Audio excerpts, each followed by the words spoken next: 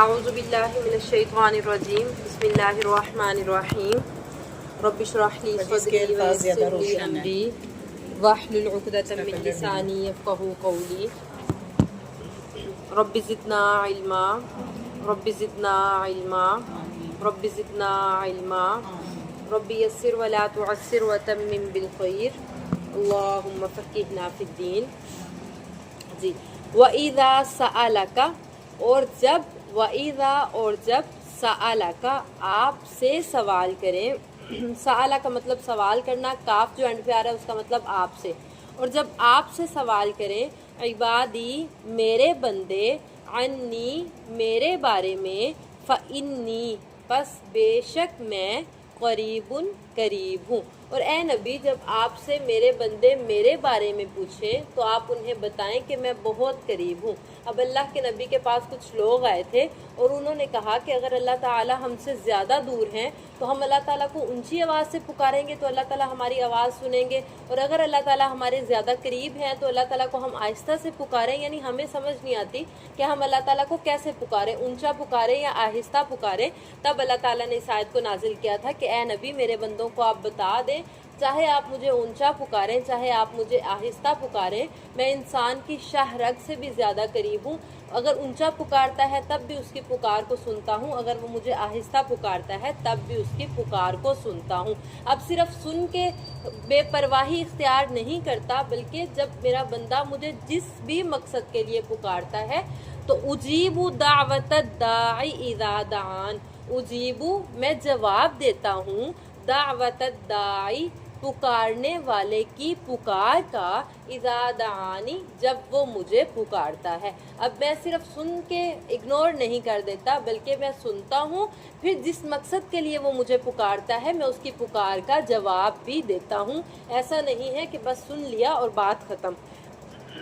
فَلْيَسْتَجِيبُوا لِي بس لوگوں کو چاہیے کہ وہ میری بات کو مانیں، وَلْيُؤْمِنُوا بِي اور مجھ پر ہی ایمان لائیں، لَعَلَّهُمْ يَرْشُدُونَ تاکہ وہ ہدایت پا سکیں. اللہ تعالیٰ کہہ رہے ہیں کہ اے نبی میرے بندوں کو بتائیں کہ میں ان کے بہت زیادہ قریب ہوں. اب یہ نہیں ہے کہ جیسے ہم میں سے بعض لوگ یہ کہتے ہیں کہ اللہ تعالیٰ کو پکارنے کے لیے ہم نے وسیلہ بنایا ہے کسی نیک شخص کو. ہم جب کسی کو سمجھاتے ہیں کہ آپ پیروں فقیروں کے پاس نہ جائیں، آپ ڈائریکٹلی اللہ کو پکاریں، وہ آپ کی پکار کو سنے گا، آپ کی دعا کو قبول کرے گا. تو جب ہم لوگوں کو سمجھاتے ہیں تو وہ کہتے ہیں کہ ہم تو ان نیک لوگوں کے پاس اس لیے جاتے ہیں کہ یہ اللہ کے نیک بندے ہیں، یہ ہمارے لیے دعا کریں یا یہ ہمارے لیے اللہ کو پکاریں تو اللہ تعالیٰ ان کے ذریعے سے ہماری دعا کو سنیں گے. اللہ تعالیٰ نے اس بات کا حل ہمیں قرآن مجید میں بتا دیا کہ کسی کے پاس جانے کی یا کسی کو کہنے کی ضرورت نہیں ہے. مجھے جو بھی بندہ جس بھی وقت جس بھی گھڑی پکارتا ہے میں اس کی پکار سنتا بھی ہوں، پھر اس کی پکار کا جواب بھی دیتا ہوں. ہم دعائیں کرتے ہیں، ہم میں سے اکثر لوگ یہ کہہ دیتے ہیں کہ ہماری دعائیں قبول نہیں ہوتی، حالانکہ ایسا نہیں ہے. اللہ تعالیٰ کہتے ہیں کہ بعض اوقات دعائیں اس طرح کی اب دیکھیں ایک اگر غریب شخص ہے وہ یہ دعا کرے کہ میں فلاں ملک کا بادشاہ بن جاؤں، تو یہ تو ناممکن سے دعا ہے نا کہ تم بیٹھے بٹھائے کیسے کسی بھی ملک کے بادشاہ بن سکتے ہو. فار ایگزامپل میں آپ کو بتا رہی ہوں. اسی طرح جو ناممکن دعائیں ہیں جن کا کوئی خاص مقصد بھی نہیں ہے، پھر اس طرح کی دعائیں اللہ تعالیٰ نہیں سنتے. باقی یہ ہے کہ اور اس طرح کی دعا جس سے آپ کو تو فائدہ ہو رہا ہے لیکن آپ یہ دعا کرتے ہیں کہ فلاں شخص کو اس بات سے یا میں جو ہے نقصان پہنچ جائے یا ایسی کوئی دعا کرتے ہیں، تو پھر ایسی بھی دعا اگر آپ کی دعا سے کچھ ایک شخص کو یا کچھ لوگوں کو نقصان پہنچے گا پھر وہ دعا بھی اللہ تعالیٰ قبول نہیں کرتے. نہیں تو انسان کی ہر دعا قبول ہوتی ہے. ہاں کچھ ٹائم لگ سکتا ہے، مقررہ کوئی وقت ہوتا ہے، کوئی بہتری کا ٹائم ہوتا ہے، وہ فوری وقت آپ کی دعا کی قبولیت کا ٹھیک نہیں ہوتا، کچھ ٹائم لگ جاتا ہے، مہینے لگ جاتے ہیں، کچھ دن لگ جاتے ہیں. تو ہمیں پیشنس رکھنی چاہیے. یوں نہیں کہ مطلب ہمیں صبر سے کام لینا چاہیے. ایسے نہیں کرنا چاہیے کہ دعا کی اب ہم کہیں ابھی ہم نے دعا کی ہم اٹھے تو ہماری دعا قبول ہو جائے. ایسا نہیں ہوتا، ٹائم لگتا ہے. جو بہتر وقت ہوتا ہے اور آپ کے لیے اچھا وقت ہوگا اسی وقت پہ آپ کی دعا قبول کر لی جائے گی. ہاں البتہ اگر کوئی دعا ایسی ہے جو آپ کی قبول نہیں ہو رہی تو پھر وہ آپ کے لیے آخرت میں ذخیرہ ہو جاتی ہے، آپ کے نامہ اعمال میں وہ نیکی لکھ دی جاتی ہے۔ اس سے یہ ثابت ہوا کہ دعا کرنا ہی ایک عبادت کا کام ہے، قبول ہو جائے تو وہ ہمارے لیے اگر بہتر ہے تو قبول لازمی ہو جاتی ہے، اور اگر بہتر نہیں ہے تو پھر بھی ہمارے نامہ اعمال میں عبادت کی صورت میں، نیکیوں کی صورت میں لکھ دی جاتی ہے، لہٰذا دعائیں تو کرتے ہی رہنا چاہیے۔ ٹھیک ہے، دوبارہ سنیں آیت کو۔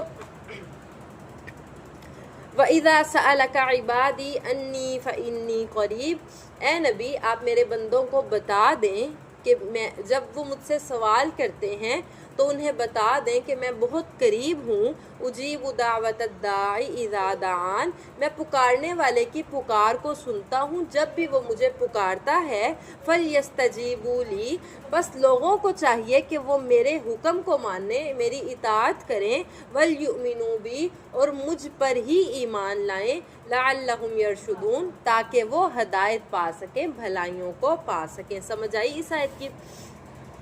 اُحِلَّ لَكُمْ، حلال کر دیا گیا تمہارے لیے، لیلتا کیا میننگ ہے؟ رات، الصیامی روزوں کی، سیام جمع صوم واحد، اُحِلَّ لَكُمْ لیلۃ الصیامی، حلال کر دیا گیا تمہارے لیے روزے کی راتوں میں، روزوں کی راتوں میں، الرفث بے پردہ ہونا یا ملنا، الی نسائکم تمہاری بیویوں کی طرف۔ اب پہلے کیا تھا کہ کوئی واضح حکم نہیں تھا، تو لوگ یہ سمجھتے تھے کہ جیسے دن کو میاں بیوی کا آپس میں ملنا حرام ہے روزے کی حالت میں، اسی طرح شاید روزے کی راتوں میں بھی میاں اور بیوی آپس میں مل نہیں سکتے، اکٹھے نہیں ہو سکتے۔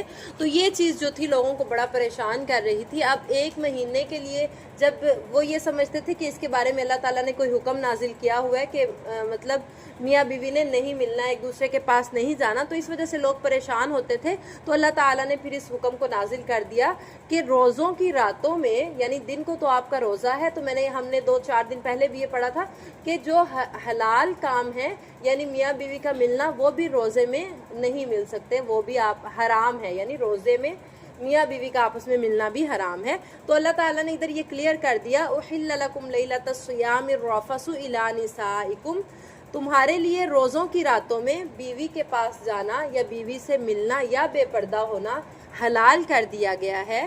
ہن لباس لکم وانتم لباس لہن، ہن وہ عورتیں، لباس لکم تمہارا لباس ہیں، وانتم اور تم لباس لہن ان کا لباس ہو۔ اب لباس کو، میاں بیوی کے رشتے کو لباس کیوں کہا گیا ہے؟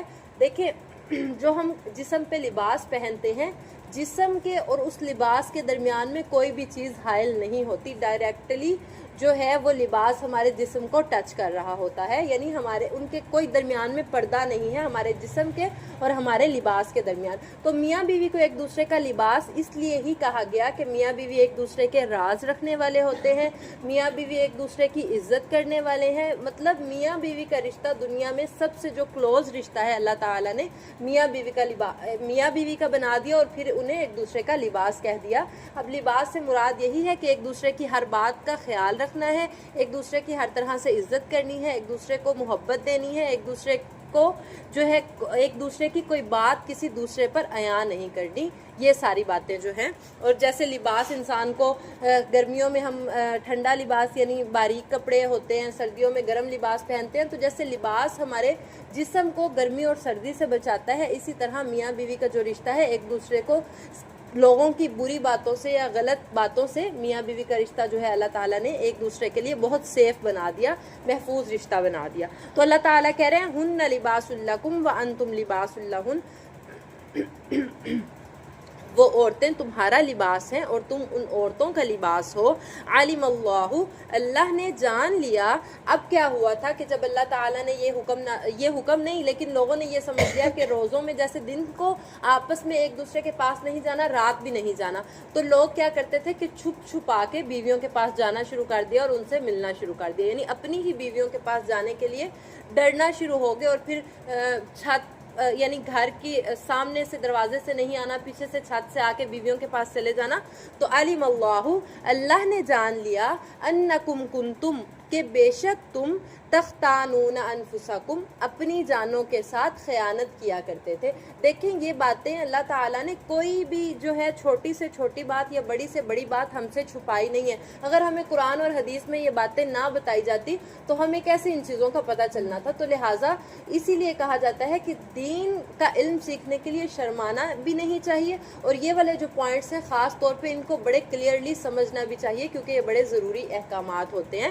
تو اللہ تعالیٰ کہہ رہے ہیں کہ اللہ تعالیٰ نے جان لیا کہ تم اپنی جانوں کے ساتھ خیانت کرتے تھے، فتاب علیکم، لیکن اس نے تمہاری توبہ قبول کر لی، وعفا عنکم، اور تمہیں معاف کر دیا۔ اب جب لوگوں کو پتہ چلا کہ یہ تو مطلب اللہ نے تو یہ حکم ہی نہیں نازل کیا کہ آپ جو ہے روزوں کی راتوں میں بھی آپس میں نہ ملیں، تو لہٰذا وہ پریشان ہو گئے، انہوں نے اللہ تعالیٰ سے توبہ کی ان لوگوں نے، تو اللہ تعالیٰ نے ان کو معاف کر دیا۔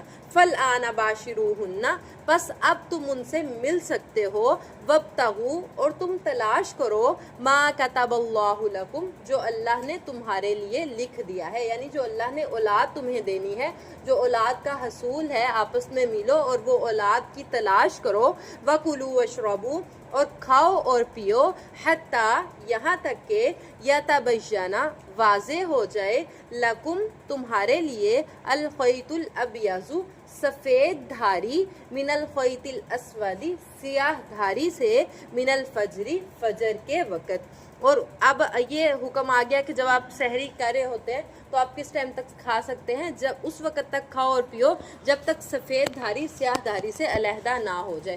اب یہ وہ وقت تھا جب کلاکس کا اور ٹائم کا نہیں، لوگ آسمان کو دیکھ کے ہی اندازے لگایا کرتے تھے۔ اب تو ہمارے پاس پراپر جو ہے ساری سہولیات موجود ہیں، تو اللہ تعالیٰ کہہ رہے ہیں کہ اس وقت تک کھاؤ اور پیو جب تک تمہارے لیے سفید دھاری سیاہ دھاری سے علیحدہ نہ ہو جائے، فجر کے وقت تک۔ ثم اتموا الصیام، پھر تم پورا کرو اپنے روزوں کو، الی اللیل، رات تک، یعنی کہ مغرب ٹائم جو ہے اپنے روزے کو افطار کر لو۔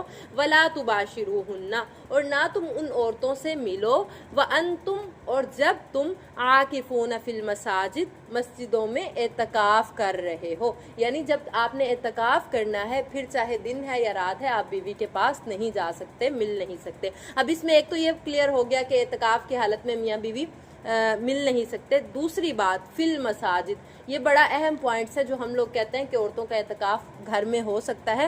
قرآن مجید کے جو احکامات ہیں مرد اور عورت سب کے لیے یکساں ہیں، تو اللہ تعالیٰ نے کہہ دیا کہ جب تم مسجدوں میں اعتکاف کر رہے ہو تو تم اپنی بیویوں کے پاس نہ جاؤ۔ اب اس میں یہ پوائنٹس تو ہمیں کلیئر ہو گیا کہ اعتکاف مسجد میں ہی ہوتا ہے، خواہ وہ مرد ہے یا عورت ہے۔ عبادت آپ کی لازمی گھر میں ہو سکتی ہے جیسے بھی آپ کریں، لیکن اعتکاف آپ کا مسجد میں ہی ہوگا، گھر میں اعتکاف نہیں ہوگا۔ تلک حدود اللہ، یہ اللہ کی حدیں ہیں، فلا تقربوها، پس تم ان کے قریب نہ جاؤ۔ یعنی اس آیت میں جو بھی اللہ تعالیٰ نے باتیں بیان کر دی روزے کے حوالے سے، میاں بیوی کے حوالے سے، یہ اللہ نے حدیں قائم کی ہوئی ہیں تمہارے لیے، بس ان سے تجاوز نہ کرو، یا ان کے قریب جانے سے یہی مراد ہے کہ ان پوائنٹس جو اللہ نے بتا دیے ان پر ہی عمل کرو، ان کو کراس نہ کرو۔ کذالک یبین اللہ، اسی طرح اللہ تعالیٰ بیان کرتا ہے آیاتہ، اپنی نشانیوں کو، للناسی، لوگوں کے لیے، لعلہم یتقون، تاکہ وہ پرہیزگار بن جائیں۔ کذالک یبین اللہ آیاتہ للناس لعلہم یتقون، اسی طرح اللہ تعالیٰ اپنی واضح آیات لوگوں کے لیے نازل کرتے رہتے ہیں تاکہ وہ بچنے والے، ڈرنے والے اور پرہیزگار بن جائیں۔ جی کافی ہے، سمجھ آئی سبق کی؟